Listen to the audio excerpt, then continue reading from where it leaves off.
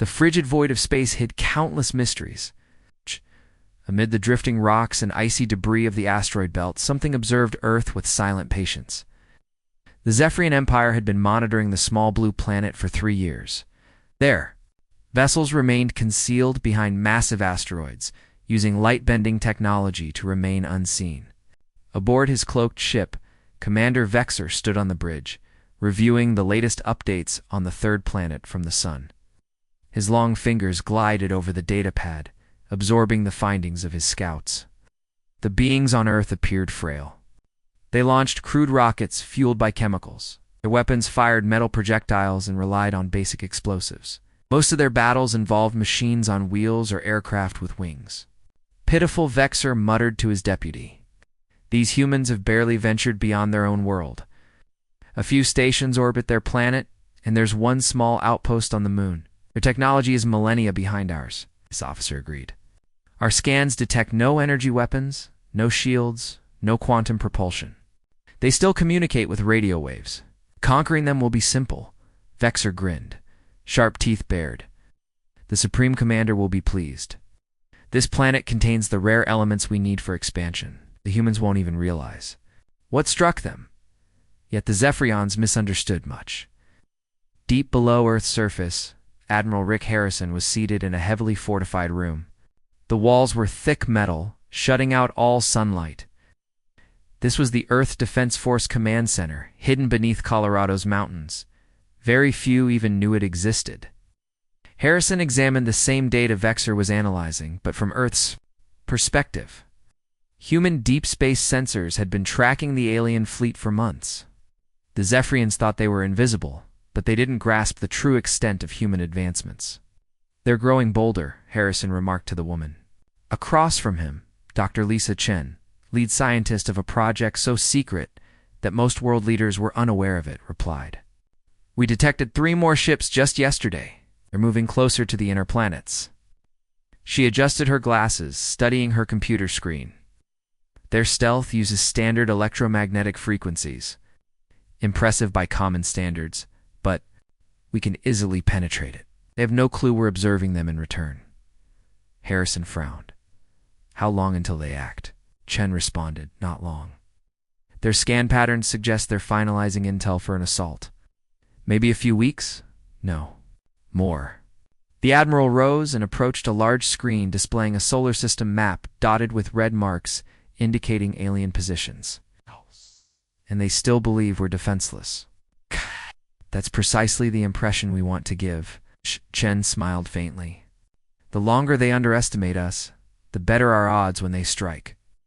What the Zephyrians failed to perceive was humanity's real technological prowess. For half a century, Earth's brightest minds had worked in utmost secrecy, making discoveries alien species could scarcely imagine. While others waged wars with lasers and plasma, humans had mastered manipulation of reality itself. Project Aegis wasn't merely a defensive measure, it was a quantum network capable of altering matter at its smallest scales. Operating in dimensions unknown to most civilizations, secret facilities lay beneath every major city, vast installations. On ocean floors drew energy from Earth's core.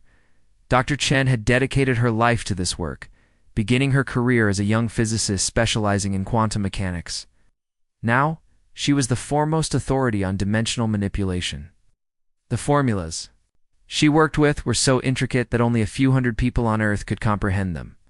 "The beauty of our system," she explained to Harrison, "is that it exists beyond normal space. The aliens can scan Earth with every sensor they possess, and they'll still never detect the Aegis network. To them, we appear defenseless." Harrison nodded, "And when they attack, they'll find out Earth isn't the vulnerable world they believe. Will reveal what a truly advanced civilization is capable of." Deep in the Pacific Ocean, colossal machines thrummed with energy. The Mariana Command Center was one of 12 primary hubs of the Aegis network. Captain Steve Miller strode through the installation, inspecting systems most could scarcely imagine. The technology here could bend space and time, generate matter from energy, and teleport objects across vast distances. "All systems green," Miller reported to his crew. "Quantum anchors are stable, dimensional barriers prepped for activation. His team, drawn from every nation on Earth, had trained for years to operate equipment functioning across 11 dimensions simultaneously. Their mission was to defend not just their homelands, but all of humanity. High above the Zephyrian fleet, steadily advanced toward Earth, Commander Vexor remained certain of an effortless conquest. His armada wielded weapons capable of leveling cities, and his soldiers were seasoned veterans who had subjugated many worlds. But Vexor was unaware that deep beneath the ocean, Captain Miller was preparing defenses that could erase his entire fleet within minutes. The commander didn't know that Dr. Chen had already calculated the precise locations of every alien ship at the moment of attack. The Empire believed Earth was defenseless. They were about to learn how mistaken they were. Morning dawned like any other day on Earth. People headed to work, children to school, and life went on as usual. But precisely at 9 o'clock GMT, everything changed. Across the solar system, 300 gigantic ships emerged from hiding. They had been cloaked for years, but now revealed themselves in their imposing grandeur. Each ship was the size of a small moon, forged from dark metal that absorbed all light. They formed a perimeter around Earth, like predators encircling their prey. Commander Vexor stood on his bridge, gazing at the blue world below. Soon it would be part of the Zephyrian Empire. He tapped a control on his command chair and addressed his communications officer. "Open a channel to all planetary frequencies," he ordered. "It is time to announce our presence." The alien's voice suddenly echoed from every radio, TV, and phone on Earth. His words were instantly translated into every human language. People froze, listening in stunned fear. "Primitive beings of the third planet," Vexor's voice boomed worldwide, "you will submit to the Zephyrian Empire. Your world holds rare minerals vital to our growth. You have one solar rotation to surrender unconditionally or be exterminated." The threat was unmistakable. Earth had 24 hours to surrender or face total annihilation. Every city, town, and living being wiped out. Deep underground in Colorado, Admiral Rick Harrison watched the alien fleet displayed on his monitors. The red dots that had crept closer for weeks now hovered exactly where his models predicted. "Right on schedule," he remarked to Dr. Lisa Chen, who checked her data. "They've assumed the standard siege pattern we studied in their past invasions." Dr. Chen agreed. "Ships are arranged for psychological effect. Every major city on Earth can see at least one in the sky. It's designed to instill fear and chaos." Yet instead of fear, Harrison felt steady. "Are we ready to initiate the Aegis protocol?" "All systems nominal," Chen replied. "The quantum anchors have been live for months. We've run simulations. Countless times, everything is set." Around the world, other leaders held similar discussions. In Washington, President Amy Rodriguez sat in the Oval Office with her senior advisors. As she reviewed the alien ultimatum, she appeared surprisingly composed. "General Parker," she said to the officer across from her, "what's the status of Luna Base?" General Ben Parker commanded Earth's most secret military facility, hidden within the moon itself, concealed from alien sensors. It had waited 30 years for this moment. "All personnel at battle stations," Parker reported. "The lunar quantum generators are fully charged. We can initiate the dimensional shift on your order." Secretary of Defense Kate Morrison reviewed global reports. Nations worldwide confirmed the same developments. Alien ships had appeared, issued their threat, and were now waiting. "The other leaders are prepared," she informed the president. "China, Russia, India, Brazil, the EU. Everyone knows the plan. We've prepared for this for 50 years. President Rodriguez nodded. "And it's time we show these aliens what happens when you threaten Earth." What the Zephyrians didn't realize was that their demand was anticipated. Earth's leaders knew this confrontation was inevitable. The galaxy teemed with empires that preyed on weaker worlds. But Earth only looked weak. Deep in the Pacific Ocean, Captain Steve Miller received the surface alert. The Mariana Command Center shifted to full alert instantly. Hundreds of specialists, powered up systems dormant for decades. "This is it, everyone," Miller declared over the facility's comms. "This is what we've trained for. Remember, we're not just defending Earth, we're about to change how the galaxy views humanity." The immense machines buried deep underwater roared to life. Energy surged through networks linking facilities on every continent. The project Dr. Chen had dedicated her life to was finally being activated. Above the ocean, the Zephyrion fleet hovered in flawless formation. Supreme Commander Ketson, the Dosk ChatGPT, leader of the invasion fleet, felt certain the humans would capitulate. Every other species had surrendered when faced with such superior might. "Have the humans replied yet?" he asked his communications officer. "No response, Supreme Commander," the officer answered. "Their communication channels remain active, but no formal surrender has been sent." Ketson wasn't surprised. They're likely squabbling among themselves. Primitive species always waste time on politics when they should accept their fate. The Supreme Commander had conquered 47 worlds for the Empire. He understood the pattern: first shock and terror, then futile negotiations, and finally surrender. To avoid annihilation, monitor their military activities, he ordered. If they launch any of their crude rockets, destroy them at once. Yet no military activity was detected. Earth's forces remained still. No missiles were prepared, no armies mobilized. The humans seemed completely inactive, but that was a deception. What the Zephyrians couldn't perceive was reality itself shifting. Deep underground, within hidden facilities existing in dimensions. Beyond normal space, humanity's true military prepared for battle. The global quantum defense grid, powered by Earth's core, was charging steadily. In the control room, Dr. Chen monitored displays showing energy readings invisible to most alien technology. The numbers rose methodically, nearing the activation. "Point-dimensional barriers are stabilizing," she informed Admiral Harrison. "Phase 1 of the Aegis protocol is ready to engage." Harrison glanced at the clock on the wall. The aliens had given Earth 24 hours to surrender. They had no clue that in under 1 hour, their entire fleet would confront something no force in the galaxy had ever faced. "Let them wait," Harrison said. "Let them believe we're powerless. Once we trigger Aegis, they'll see Earth as far." From primitive, the countdown had begun. The Empire believed Earth was defenseless. Very soon they would realize just how wrong that assumption was. 12 hours had passed since the Zephyrian threat. On the surface, Earth seemed gripped by chaos. News outlets had crowds gathering outdoors, staring at the colossal alien ships looming overhead like shadows in the sky. Governments convened urgent meetings across the globe. To the watching world, it looked like a planet on the verge of panic. But beneath the surface, a far different reality unfolded. Deep under the Pacific Ocean, the Mariana Command Center was alive with focused activity. Captain Steve Miller moved through corridors unknown to the general public. The walls vibrated with energy drawn directly from Earth's core. This was only one of 12 control centers scattered around the world. "Status report," Miller requested. From Dr. Jane Foster, the lead quantum physicist for the Pacific sector. Dr. Foster glanced up from her screen, eyes gleaming with anticipation. "Dimensional stabilizers are fully operational. Quantum field generators are at 90% output. We're prepped for full activation." Miller nodded. "And the other stations? Colorado is prepped. The Arctic station is go. Hera facility reports full power. All 12 nodes are synchronized and awaiting your signal." Above, the aliens remained oblivious to the true scope of Earth's defenses. The Aegis network was not a collection of hidden weapons. It was a global safeguard 5 decades in the making every continent house deep underground facilities.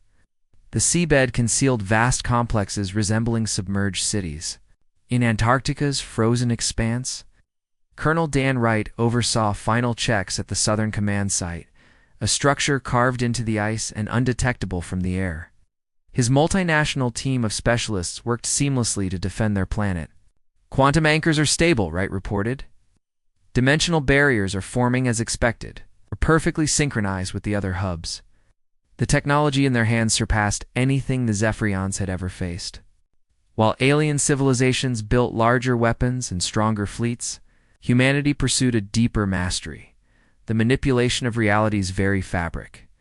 Dr. Foster had devoted 2 decades to quantum physics before joining Project Aegis. She grasped concepts alien minds had never conceived. The beauty of quantum science, she explained to a new technician, is that it operates in realms most species can't perceive. They can scan Earth all they want. Our network is invisible to them. The quantum devices driving the Aegis network functioned across 11 dimensions simultaneously, altering matter at the atomic and molecular level. They drew power from the quantum foam filling the void between particles. It's like wielding the energy of a star, Foster continued, but through technology that exists outside conventional space and time. High above the Zephyrian fleet, held its position, Supreme Commander Ketson reviewed his invasion plans with his officers. The humans had 12 hours left before the bombardment commenced. The target zones are designated, he informed his weapons teams. We'll eliminate their major cities first, then the smaller ones. Leave enough alive to mine the minerals we require. Commander Vexer analyzed the tactical displays tracking Earth's defenses. Their crude satellites still operate. They've made no effort to conceal military bases. This will be simpler than our last 3 invasions. But what the Zephyrians saw as Earth's defenses was only the surface. The true strength lay hidden in dimensions beyond their perception. Every missile, silo, base, and warship on Earth was merely a facade. The real might resided in the quantum network, linking every continent and ocean. Beneath the Sahara Desert, Major Carl Johnson monitored the African node's energy flows. The facility, built within a vast natural cave reinforced with materials stronger than diamond, was shielded by layers of sand and stone. Below, immense quantum generators tapped the Earth's magnetic field. Dimensional matrix is stable, Johnson reported. All quantum pathways are clear. We're ready for activation. Sequence. The Sahara node was connected via quantum tunnels outside normal space, enabling instant data and energy transfer between sites. When triggered, all 12 facilities would function as a single massive weapon. In Colorado's main control room, Dr. Lisa Chen monitored displays showing quantum field strength globally. The readings climbed steadily as the network neared full charge. The aliens have no clue what they're facing, she told Admiral Harrison. Their tech is advanced by conventional standards, but still confined to 3-dimensional space. They can't combat something operating in 11 dimensions. Harrison studied the tactical map showing Zephyrian ship positions. Time until full activation? 6 hours, Chin replied. The quantum anchors need that time to lock stable dimensional barriers around each target. Once engaged, the fleet will be displaced in under 5 minutes. Humanity's network was unlike anything in the galaxy. While other species developed energy weapons and faster-than-light drives, only humans had mastered the quantum fabric underpinning all reality. Deep in the Atlantic Ocean, another site prepared. Captain Lisa Moore oversaw final checks on the quantum displacement generators. Her team had trained extensively to operate devices that could relocate matter instantly across vast expanses. All systems green, Moore reported. Dimensional anchors locked on the enemy fleet.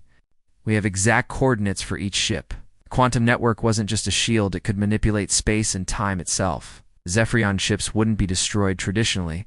They would be transported into a pocket dimension, trapped eternally.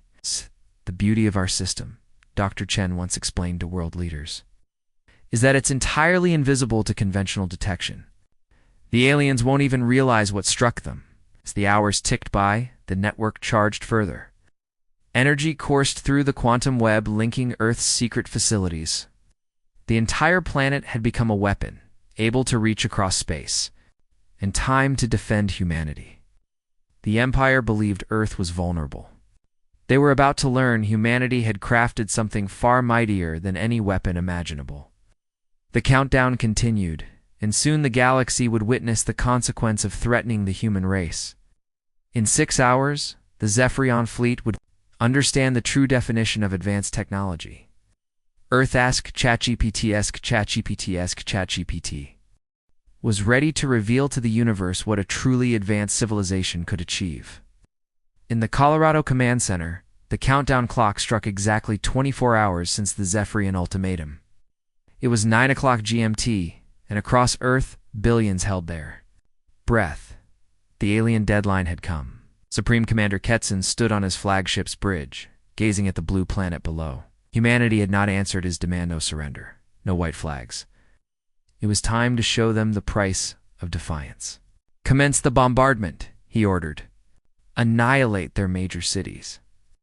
Make them understand what refusal costs. Across the solar system, 300 colossal warships aimed their weapons at Earth. Energy gathered in cannon barrels the size of skyscrapers. The Zephyrians had done this 47 times.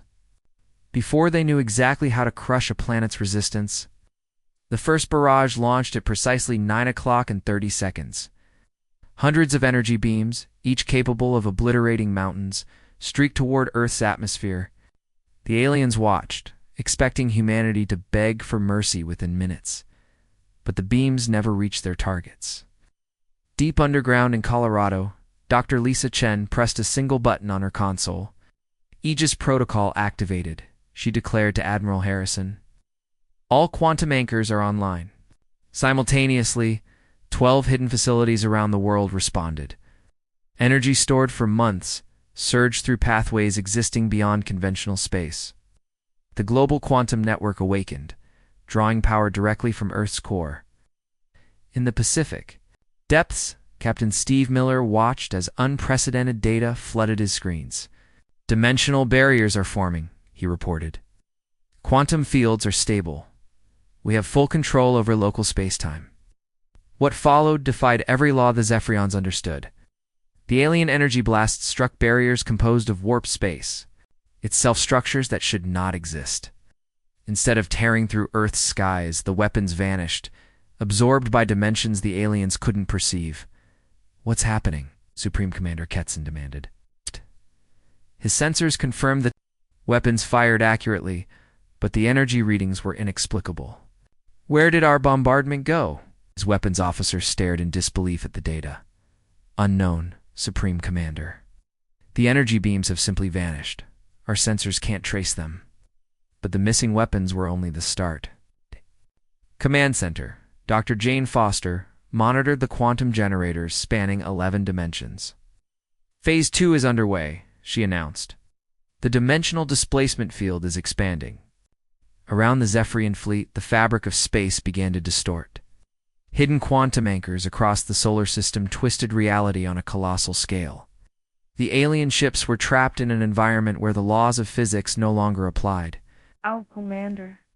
Vexer watched in horror as his ship flickered in and out of existence. Engineering, report, he shouted. What's happening to the vessel? The panicked response came quickly. So the hull is losing molecular cohesion, the atoms in our armor. Are phasing between dimensions, we can't stop it? Similar frantic reports flooded in from ships across the entire fleet. Thevist warships that had conquered dozens of worlds were now helpless before forces they couldn't comprehend. Their sensors detected energy signatures that should have been impossible. In the Arctic facility, Colonel Dan Wright monitored the quantum displacement. The enemy fleet is destabilizing dimensionally, he reported. They're being shifted outside normal spacetime.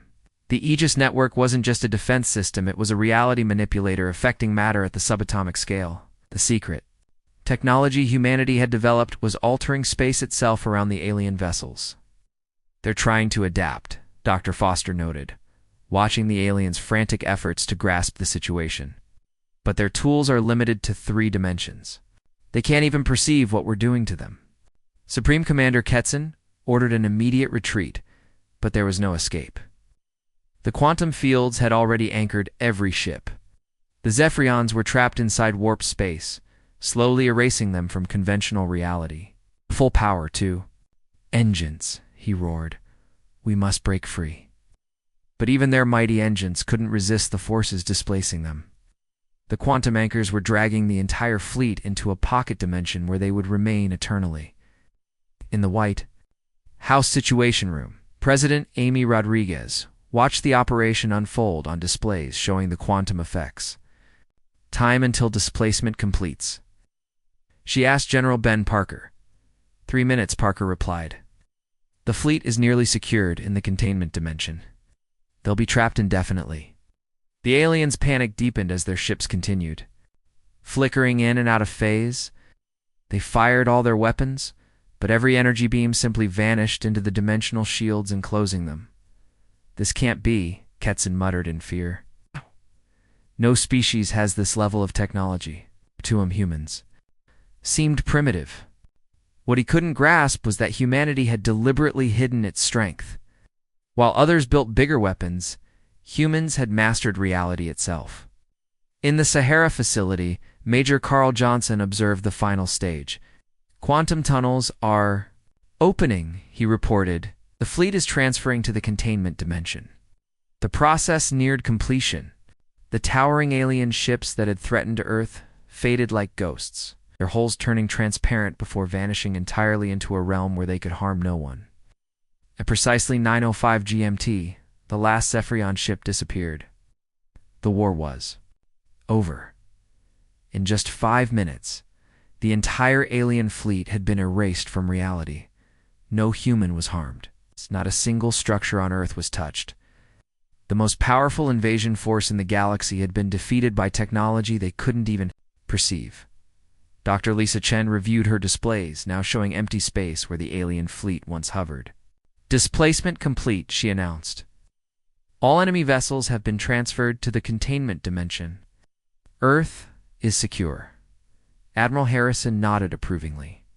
"Send the all-clear signal to world leaders. Let them know the threat has been neutralized." In the pocket dimension where they now existed, the Zephyrion fleet floated in endless darkness. Their ships remained intact, but they were trapped within a bubble of space outside normal reality. They would remain prisoners there forever, warning to any who dared threaten humanity. The Empire had believed Earth was defenseless. They learned too late that humanity's greatest weapon wasn't firepower, but the capacity to transcend the limits other species considered immutable.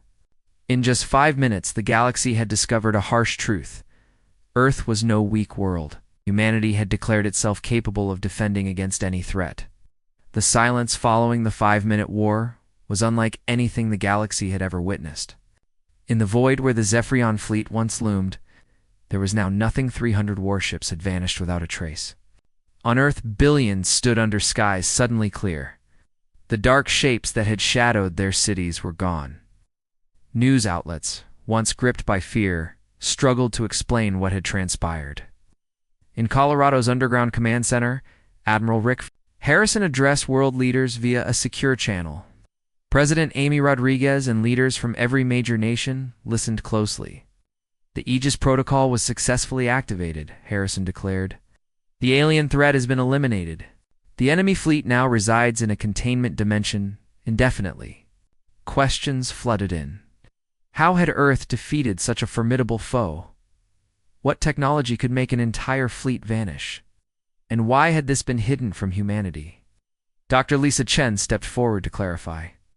"For 50 years, humanity has developed quantum dimensional technologies.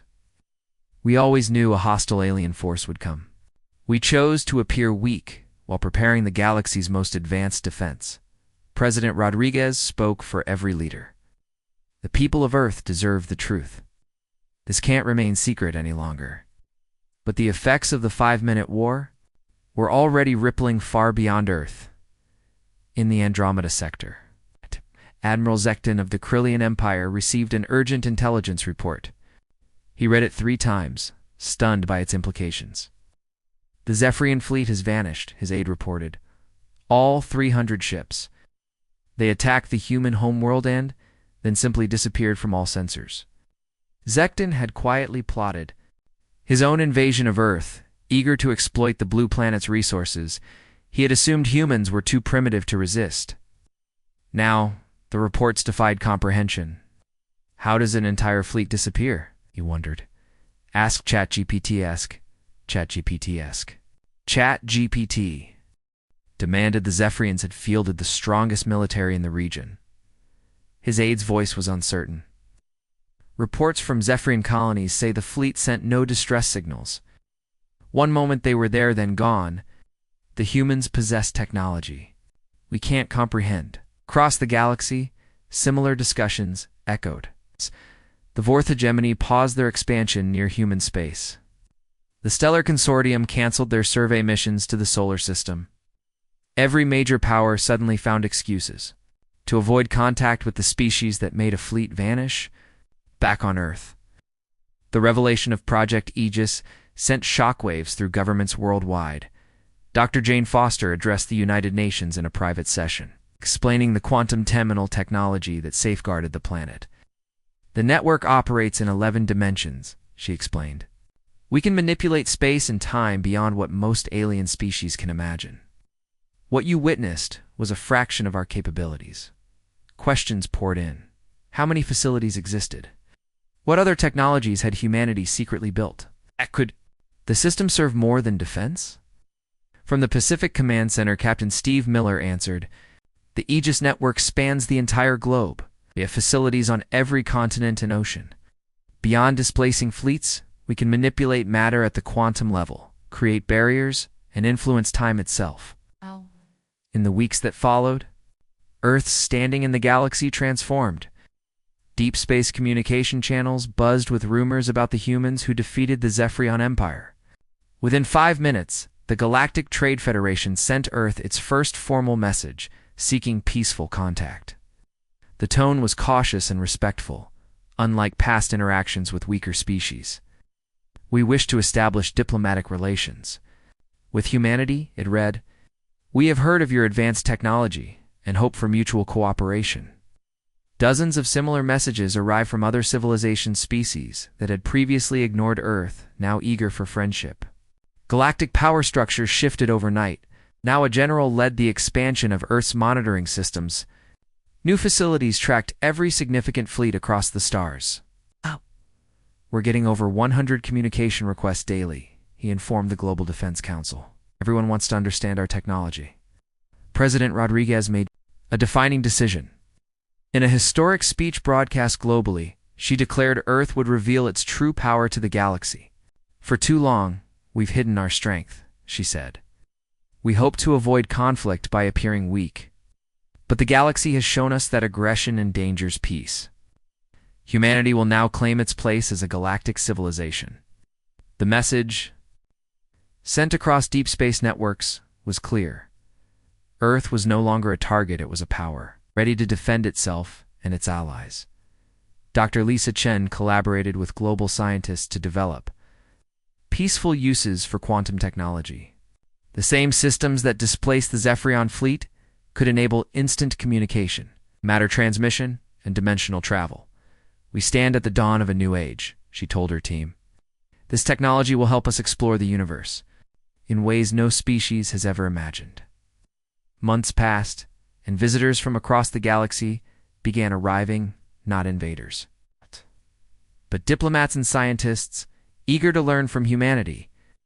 The species once seen as primitive was now the most advanced civilization known.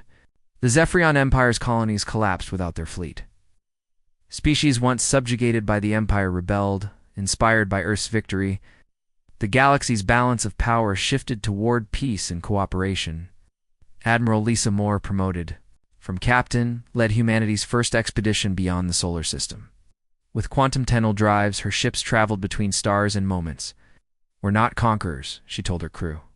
"We're explorers and protectors. The galaxy needs to know at least one species stands against tyranny."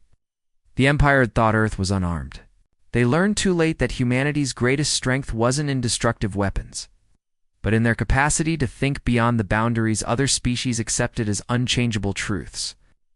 In the pocket dimension, where they remained trapped, the Zephyrion fleet endured a permanent monument to what happens when someone threatens humanity. Their vanishing became legend. A tale whispered across the stars about the day the galaxy learned to fear and respect Earth. Humanity had declared itself not as a new conqueror, but as a protector of peace and liberty. The 5-minute war ended. An era and sparked a new one, and the galaxy would never be the same, asked ChatGPT.